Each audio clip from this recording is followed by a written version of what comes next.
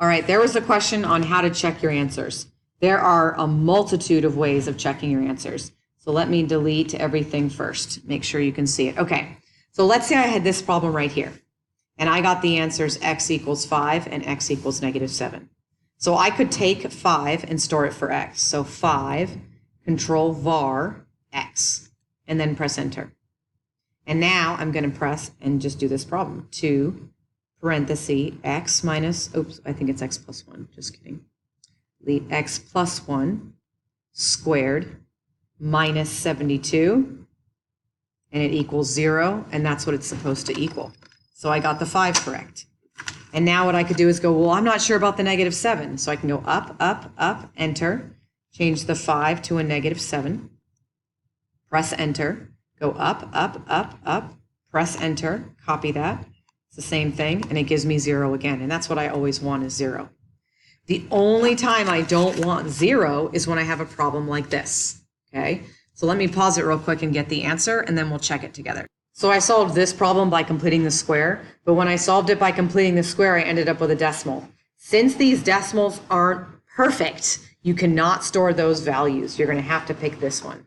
So what I would have to do is go parentheses 4 plus the square root of 20, and get out of the parentheses, store that for x. Then I would go x squared minus 8x. And when I press enter, it should equal 4. And it equals 4. So that's how I know that I'm good to go. Then I could go up, up, up, up. The other answer is 4 minus square root of 20. So I'll delete that, minus, enter. And then I go up, up, up, up. And the answer is 4. So now I know that I did it right. The way you check your answers. Another way to check your answer is like, let's say I was doing letter F. I could rewrite this, and every time I see an X, put the answer. So go 9, parenthesis, 1 divided by 3, squared, minus 6, parenthesis, 1 divided by 3, plus 1. And what should I get? 0. There you go. I got the 0, so I'm good to go. Up, up, oops, too many ups.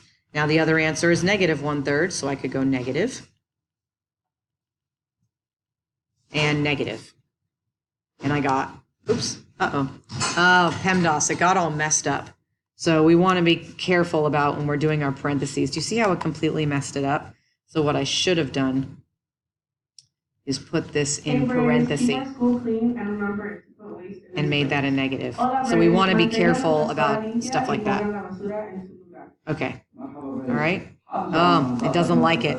So we've got to be careful on these types of problems, but you get the idea, okay? Again, if I wanted to check this answer down here, 0 squared is 0, minus 8 times 0 is 0, 0 minus 0 is 0. That one's good.